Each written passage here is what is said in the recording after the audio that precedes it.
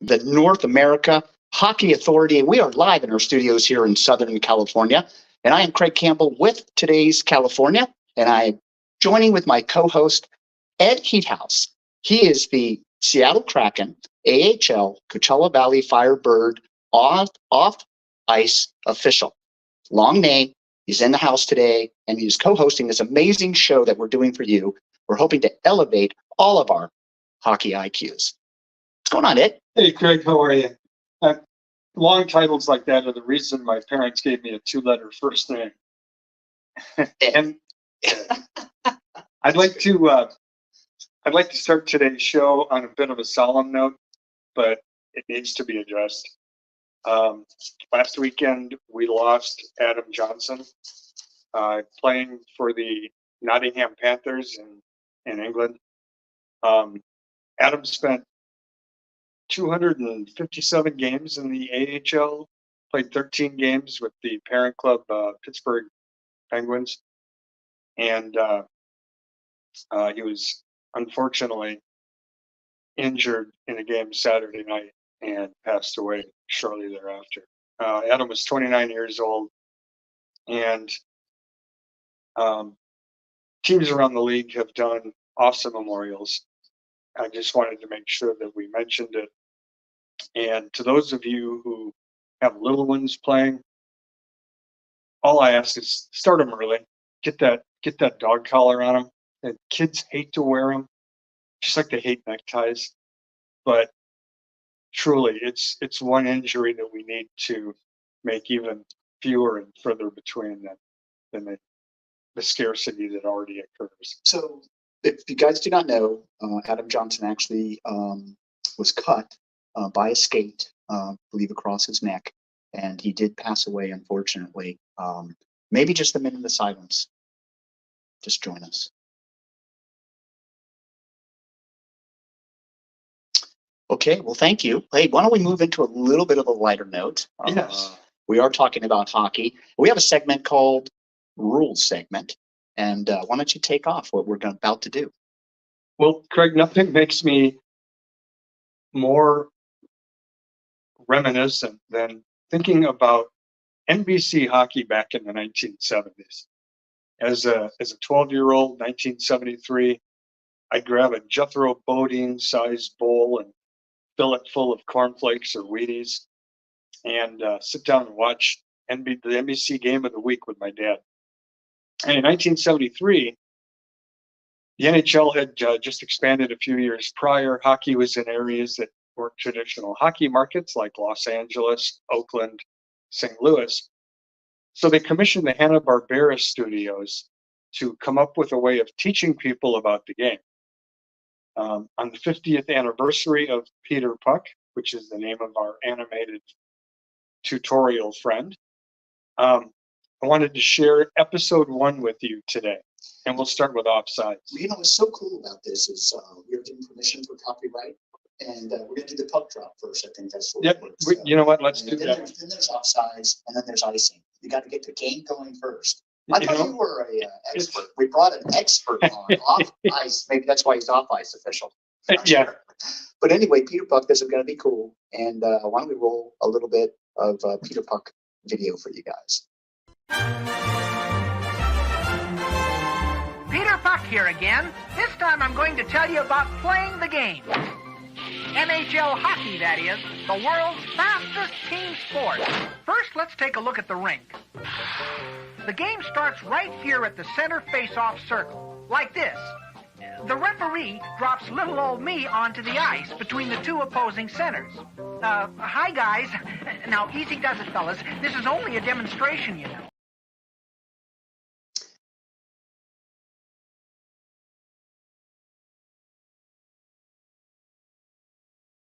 Rule segment, and Peter Puck sounds like he might have a couple more things in store for us.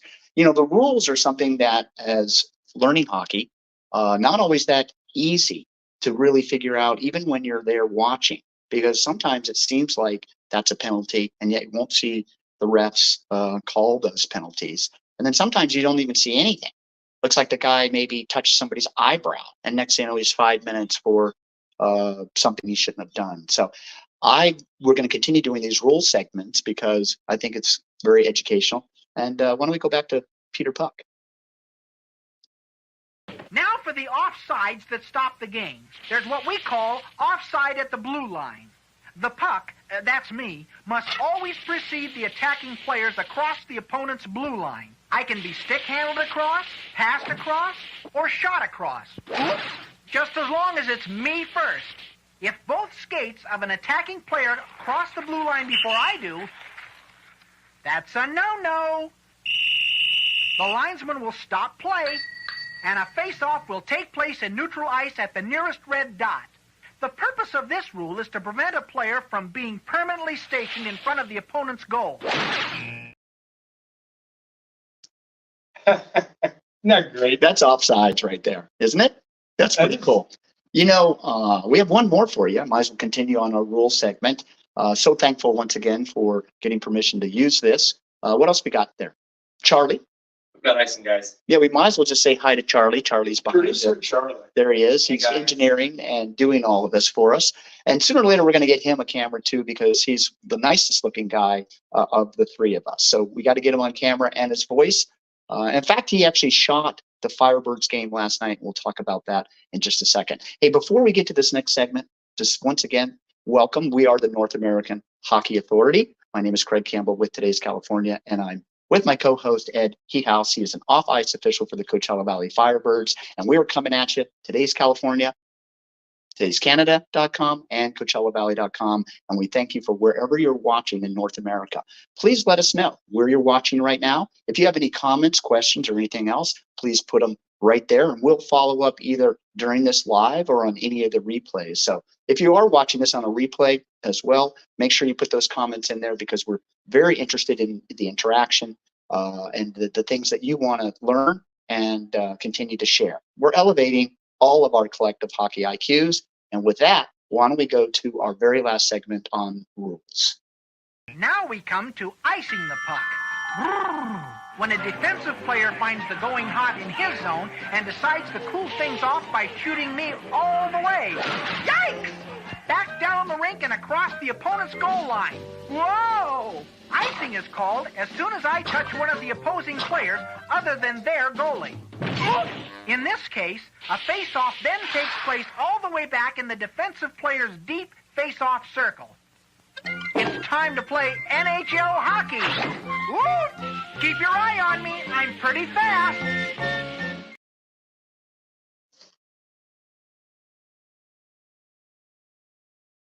You know, you see the wave. You know, you always see the wave going on. Something we're trying to do at the Coachella Valley Firebirds with no success at all, and we're in season 2, is that when we get the icing call, we're trying to get everybody in the stands to throw up that one arm. It would be really cool, the one arm wave, icing wave. Maybe we'll talk about this in your pet peeve segment a little bit later. Okay, well, there you go for rules. Thank you for Peter Puck and our friends at Hanna-Barbera. Like how do you even say it? Hanna-Barbera. There you go. So why don't we move on to history? Let's talk a little bit about history. You always had some amazing stories since your goalie career and your hockey career spans 5 generations. History matters. History does matter. And yeah, thanks, Craig. I wanted to take a moment and talk a little bit about Mr. Hockey. The current generation seems to understand a lot about the great one, which was Wayne Gretzky. But prior to Wayne, Wayne's hero was Mr. Hockey, Gordie Howe. Gordie Howe. And wanted to talk a little bit about the origination of the title Gordie Howe Hat Trick. Gordie Howe hat trick. That's Do any hockey players at all have like normal names, or are they all Gordie and Ed and Heathouse and whatever else we got? Is that Yeah, typical? with the influx of Europeans, it's the naming has changed greatly. They're unique to us They're in unique. North America. But Gordie entered the league in 1948, played 26 seasons in the NHL, 25 of which were with the Detroit Red Wings. 25 seasons? Yes. That sounds like what would be an average season for players today in the NHL? An average career is more like 8 years. So 25 years, 3 times the standard. Yeah, That's amazing. he, as a side note, he played long enough to skate with his sons, Mark and Marty, with the Houston Aeros in the World Hockey Association. I see why he is Mr. Hockey, the original Mr. Hockey. He was not only a point scorer, league-leading point scorer in goals and assists, he was also one of the toughest guys in the NHL. And he was a mean SOB. That's why you like him. That's why I love him. There's a story about a game against the Toronto Maple Leafs at the old Olympia in Detroit. And Gordy got sent to the infirmary to get some stitches on his cheek. And he looked at the doc and said, "Doc, sew me up real quick. I got to get back into the game. I don't want to miss a shift." He ended up missing 1 shift. But as the doc sewed him up, he got impatient. He gets out, finally starts to run out of the room, stops at the door, looks at the doctor and says, "Hey, doc, you might want to wait here for a few minutes. The guy who did this to me, he'll be right in." Great attitude. Don't you love it? Absolutely. You know, in our counterpoint, we're going to talk a little bit about fighting and just its place in hockey. So it'll be fun. Stay tuned. It'll be our last segment. It'll be a lot of fun. We're going to even bring up a little bit of Ed's experience in fighting. 2 fights. We'll tell you the results after. He's not a heavyweight champion. We'll just let you know that. So anyway, appreciate that. We Sure. love Gordy. Yeah, tell me. Finish up. Yeah, I'm sorry. Finish up. So a traditional hat trick in hockey, as most people know, is 3 goals in a game. A perfect hat trick is all 3 goals consecutively, and that happens quite rarely. By the same player. By the same player. But a Gordie Howe hat trick is a goal, an assist, and a 5-minute fighting major in the same game. That's a Gordie Howe hat trick. Oh, that's just too classic. So get your T-shirts. We'll be putting them in our e-commerce store soon. I think that would be our first offering to you guys. They're not up yet, but if you are interested in getting a Gordie Howe hat trick T-shirt, you let us know, and we'll explain it in the backside. I think we can pull that off, guys. All right. So I like that. That's hilarious.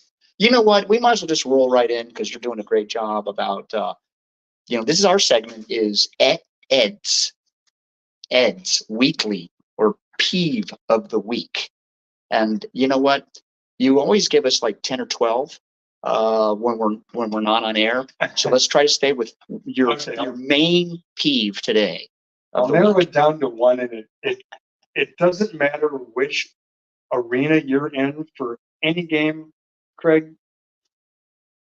It seems we've got a lot of new folks who like to exercise between periods, and they go for a little walk, and it's what the intermission is for. Get up, stretch your legs, go for a walk, use the bathroom, get some food. Buy some concessions, say hi to your friends. But with that comes my peeve of the week, and that is people who don't know how to walk around the concourse in between periods. Well, first of all, do they go clockwise or counterclockwise? Is that a thing? I mean, maybe we should insert that, or it's the problem. Might as well put a running track. Thanks, Charlie. Can we actually have levels? Like level 1, level 2, like they can just be. Ideally, all we need is a separator because we've got clockwise people and we've got counterclockwise people, and that's fine if you just stick to the rules of the road, folks. It's America. Stay to your right. Slower traffic also to the right. Okay. Seems like the slow traffic tends to be on the left-hand side, stopped talking. And we have traffic jams. That's what you're saying. Yeah, you have people trying to infiltrate the people going the opposite direction. You end up looking like a salmon trying to swim upstream. Everybody just stays to the right on both sides, on their own sides. Traffic will move much, much better. Well, it is pretty small, and I'm pretty sure people saw me last night running by with my big old cameras, saying, "Excuse me, thank you, excuse me." It's interesting. A lot of polite people, but you will get people that will bump into our.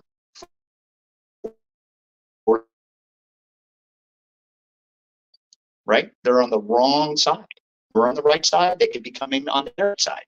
So you know what, that one I'm agreeing with you. That is so frustrating on the highway too. By the way, can we get slower cars to move right? I'm pretty sure I could. I think I could actually run as a governor. I think I could win a governorship of a state by running on just that alone. I will enforce that people have to move to the right if they're slow. Just think about how popular it would be. Not.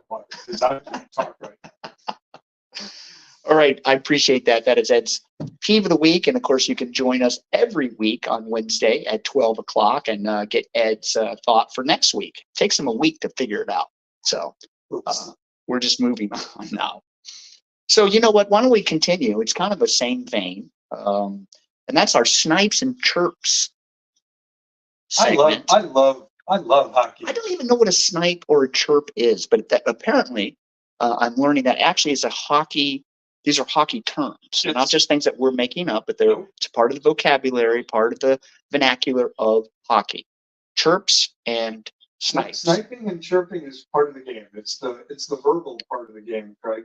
And it's a great way to spur your teammates on with some well-directed sarcasm. And it's also a way to get under the skin of your opponents. So could you give us an example of each? Yeah, if I'm getting dressed in the locker room and we've got a guy who has been practicing with us for 2 weeks, but he hasn't actually played in a game, he's going to enter tonight's game for the first time ever, I might drop during warm-ups that just give him a glance and go, dude, you've been scratched more than a lottery ticket. Explain what scratch means. And scratched means you're eligible, you're healthy, but you're not in the starting lineup. You've been scratched from the full roster down to the game roster. And does that usually bring cheers and smiles from the opposing player, or do they? Well, that was your teammate. Oh, teammate. Yeah. Oh, yeah. You've been scratched. Oh, that's the encouragement to a teammate. It's a laughter part of it. Yeah. Comedy part of it. Yeah. Unless you're ahead of him, then it's not. You can use that to lighten the load. You can use that to lighten the mood in the locker room. And then, but on the ice, when you're trying to get under the skin of an opposing player, there could be a scramble in front, or a guy could be on a breakaway, take a shot, and the goaltender makes a save. Hold on. We're going to explain what a scramble in front means, because I have no idea what you're talking about. That's literally 4 guys in front of the goalie all fighting for the puck. That's a scramble. That's a scramble. Does it have to be Defensemen are 4? trying to whack it away. Nope. No, just Could a be- group of could be- people, offense and defense, all in and near the crease, and that's That number of bodies can go anywhere from 2 to 8. But it's usually a mad scramble. Everybody's trying to find the biscuit, the puck. The offensive guys are trying to put it in the net. The defensive guys are trying to get it away from them. Goalie eventually covers it up or it goes in. But if the goalie covers it up or a player takes a hard shot, goalie makes a glove save. I used to love just looking the guy dead in the eye and going, I've seen better hands on a digital camera. Digital clock. digital clock. I was looking at the camera and I'm thinking camera. Digital clock. Yeah. So you're talking about his hands? Yeah. Very good. I got you. So these are snipes and chirps. Snipes and chirps. Yeah, very interesting. Fan snipes and chirps are pretty fun too. We're gonna have to bring a segment. We should actually do some filming, and we'll bring it in. And we might have to bleep a few things, but fans are. I laugh out loud. I'm on the ice. We're shooting. We're down there. We're in the mix. You can hear the fans. And I literally laugh out loud every single time at some of the things that are said. They're so outrageous and yet funny. It's the spirit of fans and hockey in general is it's just so fun. It's violent and it's intense, and the fans are right there on the ice too. I think that's what makes some of the magic of the chirping and sniping and all the things that go on within the fan base. So. We should get to our Seattle Kraken, AHL, American Hockey League affiliate, is the Coachella Valley Firebirds. And right here, located in Thousand Palms, Palm Desert, California, which is our live, where we're filming live today. Our studio is right here in Palm Desert, California. And this segment is really, we're going to talk about our own local CV Firebirds, Coachella Valley Firebirds segment. So interesting right away. Might as well just state the facts. 21 goals in the last 3 games. Okay? Unbelievable production. But the average or the counter to that is in the first 3 games, we had 6 goals and we were not very successful in the win column with that production. Had a lot of goals on shots on goal. In fact, I think that we've pretty much been beating most teams in shots on goal, but we weren't that productive. How do you get 21 points out of the last 3 games and 6 in the first 3 games? Really, Craig, it all comes down to their gelling together. And heading into the first 3 games of the season, there were only 2 preseason games for the Firebirds, and one of which was canceled due to an electrical supply problem and the arena went dark. So they literally had 1 preseason game to evaluate the lower lines, and the starting guys didn't even play in that game. So literally opening night was the first time our top 3 lines touched the ice at Acrisure Arena. And I'll even add that in the press conference, we asked Dan really, what was happening and how he felt about things.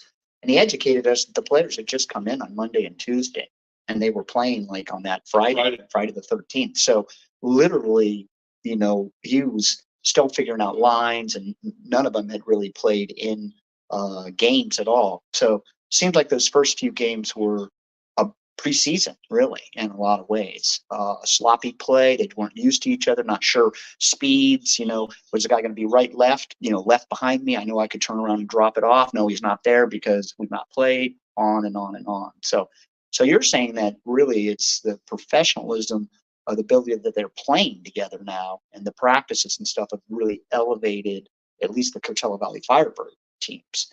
But wouldn't that be true for other teams? Like why would the other teams become harder to play? They do become harder. But we're 21 goals. That production's incredible. What was the score last night, Charlie? 8-3. 8. But the special part was the fact that we had 8 goals by 8 separate and unique scores. I mean, how often is that, and has that ever happened? It's happened, but it's unique insofar as we didn't have any multiples. Because usually, if somebody's hot, they're going to get a second goal, and that's done. Yeah. We beat we. It's a we. We're all in it. I mean, we're Coachella Valley Firebird fans, even though you are an official and can't probably exert or express that much during the game. It's really hard to not. We were the runner-up Calder Cup champions in our very first year. We lose in the last game, 7th game in overtime. So our Firebird team was spectacular and number 1 team, in points for much of the year. So we're all excited about it. They gave us a reason to really cheer. And of course, we're all holding our breath in those first couple of games because there just wasn't any production. So when we see 21 points in 3 games by 8 guys. Well, and to contrast that, so Saturday night in San Jose, the Firebirds tied a franchise record with 8 goals. But Captain Max McCormick had 2 goals, 3 assists for 5 total points, also a franchise record. And that's what producer Charlie was referring to when he said that when one guy gets hot, he can literally throw the team on his back and carry them. Last night, Captain Max got a goal and an assist, but the scoring was completely spread out throughout the entire team, which is really nice to see. It's got to really, I think, uplift the team moving into the next games that are coming up, build a lot of confidence that goal can go in the net, because we were struggling with that. I mean, we were putting 40 plus shots on goal with a goose egg, and that's almost impossible. Puck luck is a real thing. Puck luck. I like it. Puck luck. So that's our CV Firebird segment, and that leads us to our coach. Oh yeah, you wanna throw up a little bit? We were in the press conference. In fact, Charlie was there yesterday. You want to chuck up a little bit of? We have Dan, the head coach. Dan Bilesma. in the press conference after a little bit of quick segment. Why don't you put it up there? Man, and you've kind of seen that, like our success. You see it in a lot of different spots, from Ryder to Lindy to Pipes getting in there tonight. Sorry, McKenna getting in there tonight and doing what he does, score goals and it's throughout the lineup, and that's a good sign that you're seeing.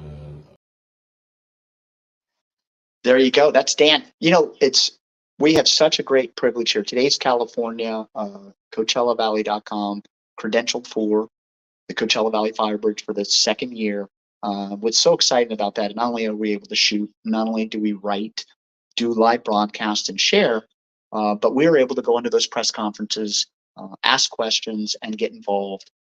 One of my favorite things really to do, especially after a win, because you'll get a very excited Dan as opposed to Dan doesn't show up at all, which can happen on bad beats sometimes. It's just there just isn't the will and the want.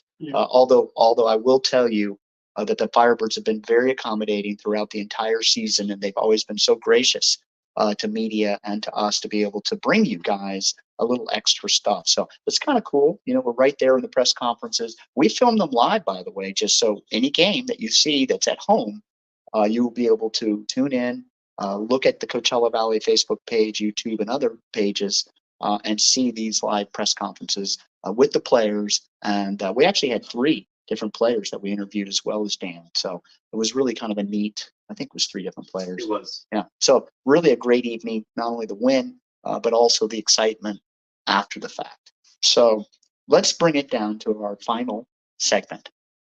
Point, counterpoint.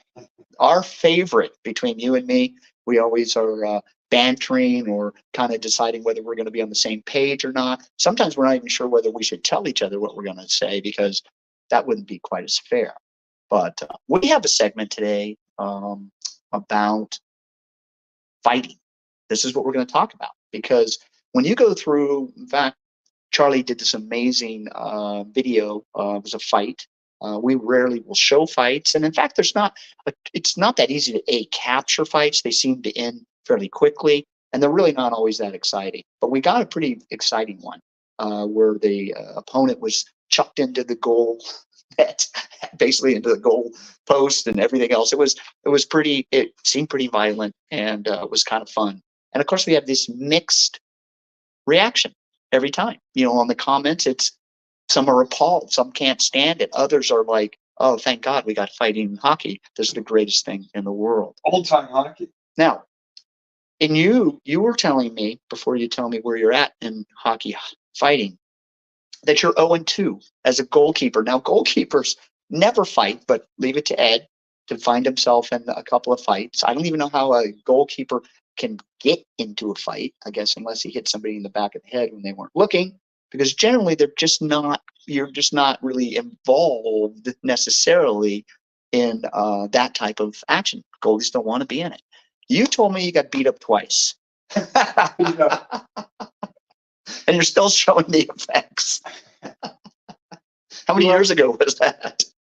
This was juniors, so I was in my late teens. And the first instance was a guy just trying to screen me, taking liberties. And so as a slap shot was being taken at the point, I pushed the skates out from under him, so that if you're going to screen me, you're going to go feet first, and now you're falling while that shot is coming in. You can't defend Now, is yourself. screening allowed? Screening is What you allowed, did is not. only if you get caught. I got you. And in this particular case, you probably didn't get caught, but he didn't like it. He was very unhappy with me. And voiced And- his fists. And you're mild-mannered off-ice official here. Uh-huh. When you throw 44 pounds of gear on me, and I'm on the ice, I'm bulletproof. And Now, is it still 44 pounds, or was it's it probably a little got less. lighter equipment now? Okay. It's a lot less now. But I'm not afraid of anything or anybody. And when he said, let's go, Junior, I just went, heck yeah.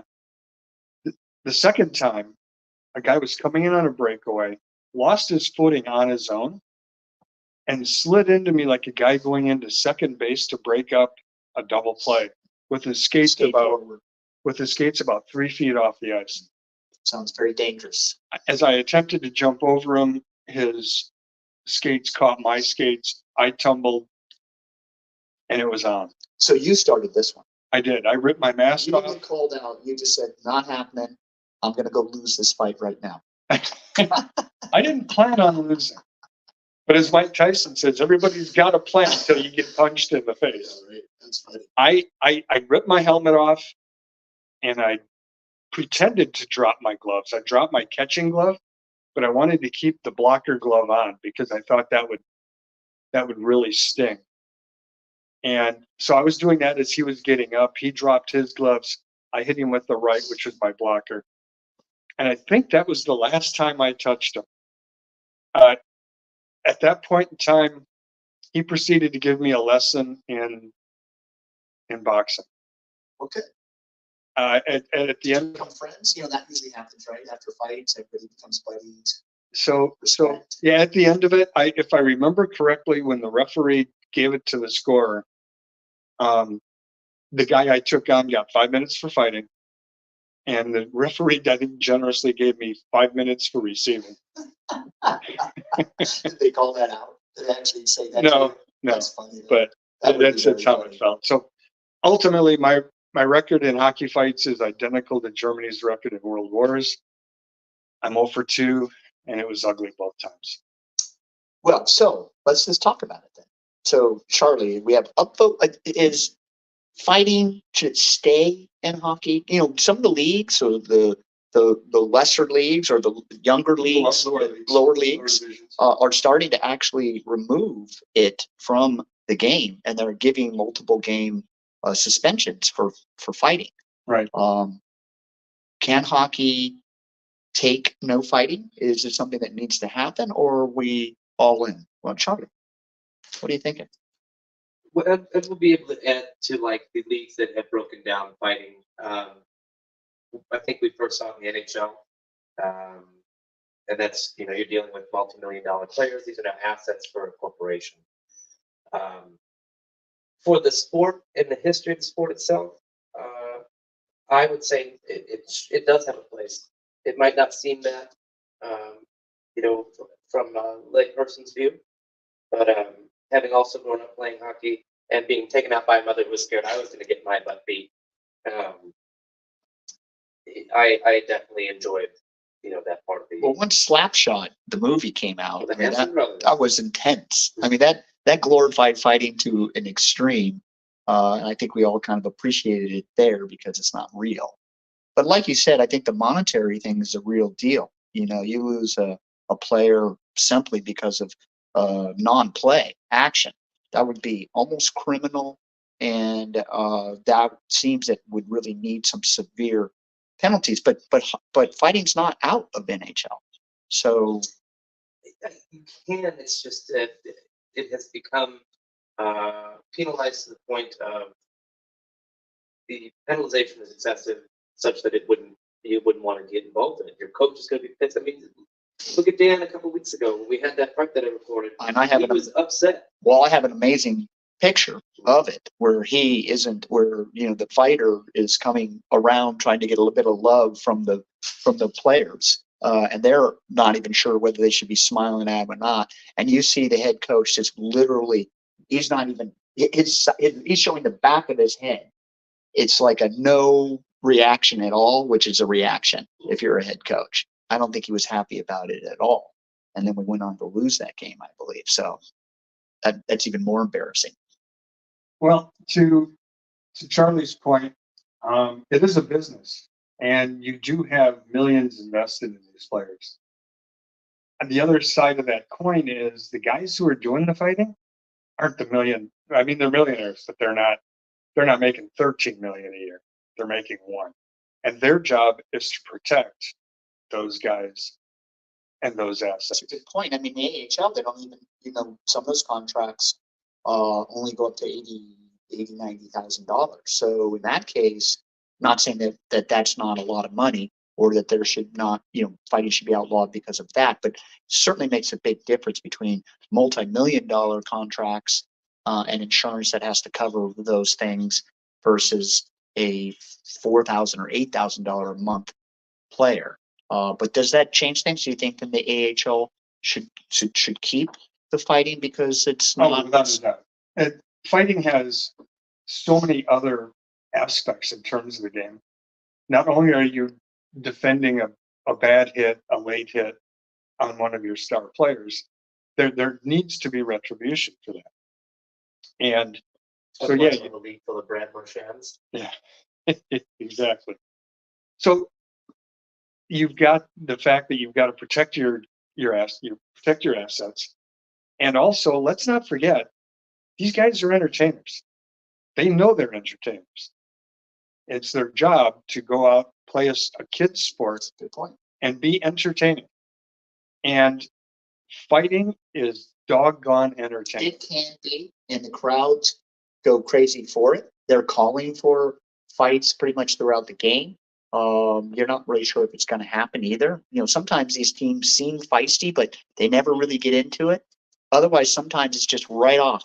It's some silly thing, and they're already swinging. And usually, if there's early fights, you have multiple fights. I don't find it cleans up. Right. It seems to get a little more aggressive and a little more heated.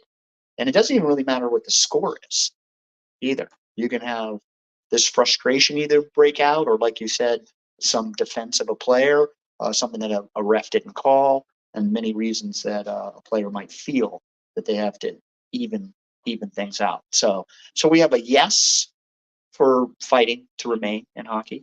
Charlie? Yeah, I would agree. I guess that makes us three-way, all in, unanimous. All in. Why don't you guys tell us what you think? Should fighting stay in? Should the rules be more aggressive? In other words, the penalties, include game suspensions and things like that. Should it be outlawed completely, or should it actually be encouraged even more on some levels? Which I'm sure some of you feel like, yeah, where did the hockey fights go? Well, interesting statistic that I looked up. Back in 1987, there was a fight a game, and now there's a fight one every 5.5 games in the NHL. That's a huge difference. So it's 20% drop in fighting to begin with. Now, I'm sorry. Do the referees? They used to let them go. Are they shortening the time frame of the fights, or is that a feeling? Is that a kind of a discretionary? I wouldn't say so. The linesmen are the ones who break up the fights. The referees get to stand back with their little notepads and take notes as to who did what. And the linesmen will let them go until they either bear hug and they're tired, or they hit the ice. Once they hit the ice, generally one guy is in a very favorable position and somebody else isn't.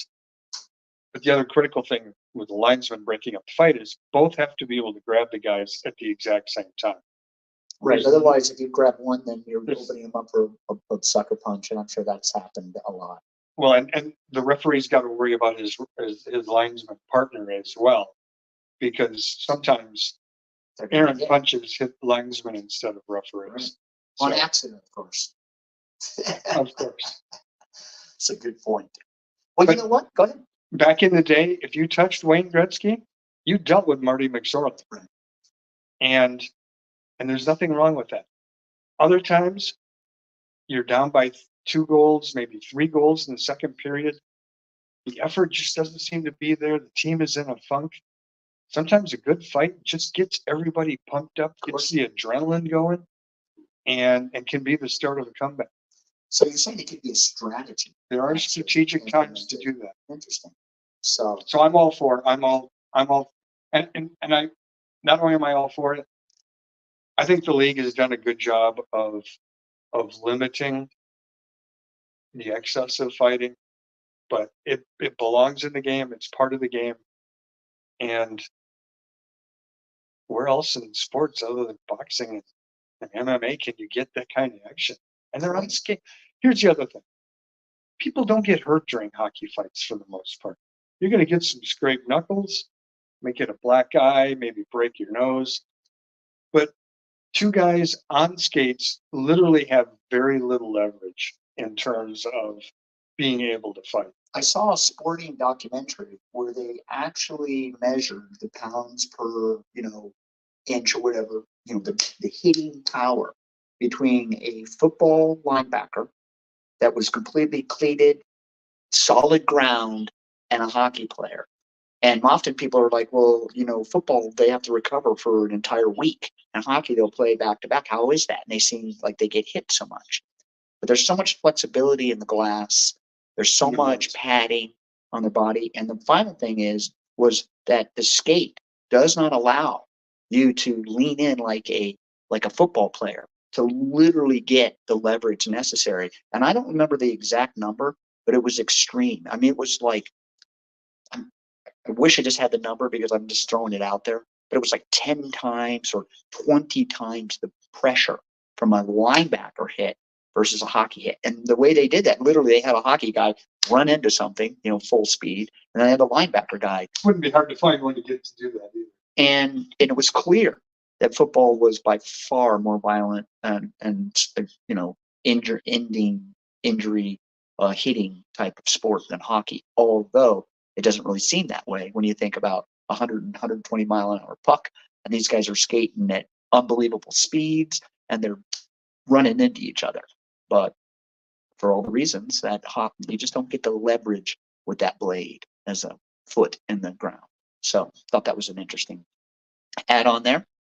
Hey guys, I don't know about you, but I've had a great time today.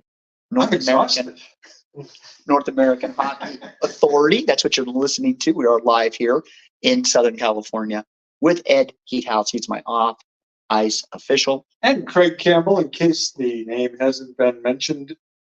I appreciate that. Craig Campbell for today's California. And we just are really very excited to be able to bring you this show.